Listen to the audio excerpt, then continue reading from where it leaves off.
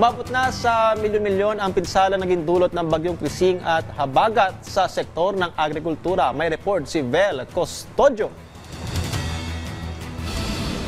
Umabot na sa 53.7 million pesos ang agricultural damage ng bagyong Krising at hanging habagat sa mahigit 2,000 ektarya sa Mimaropa at Western Visayas, batay sa inisyal na tala ng DA. Kaugnay nito, laging nakaabang ang Quick Response Fund ng DA, Survival and Recovery Loan Program at Philippine Crop Insurance Corporation para sa mga registered at insured farmers.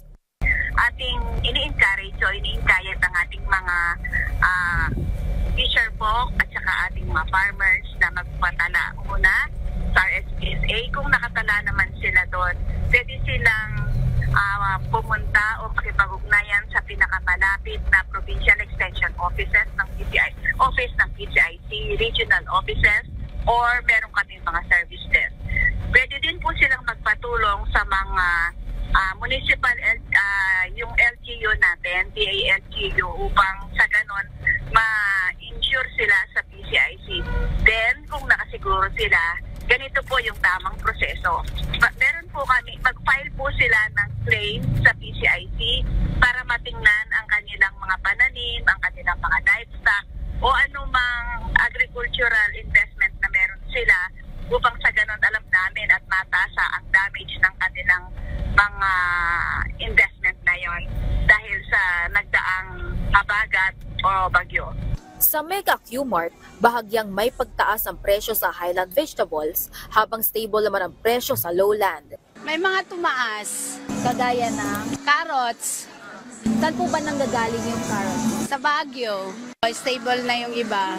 Pero ayon sa Samahang Industriya ng Agrikultura o SINAG, bagamat tumaan ang bagyo at pananalasa ng hanging habagat, hindi dapat tumaas ang presyo ng gulay. Dahil nakapag-ani naman raw ang karamihan ng mga magsasaka o kaya naman ay magsisimula pa lang sila magtanim nang pumasok ang bagyong Krising. Tanging sa pagbiyahe lang ng highland vegetables posibleng nahirapan ng traders pero naibiyahe naman ito sa mga pagsaka ng gulay.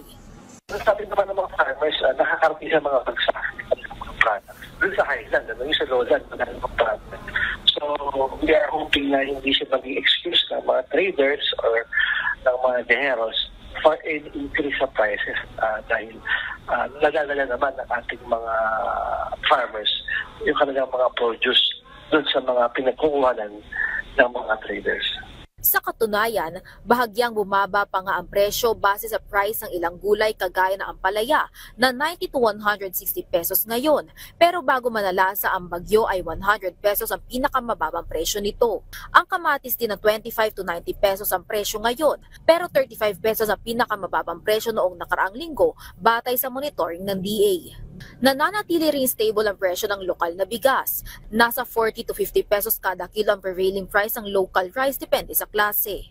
Bukod dito, patuloy rin ang pag-release ng NFA ng rice stock para sa kadiwa.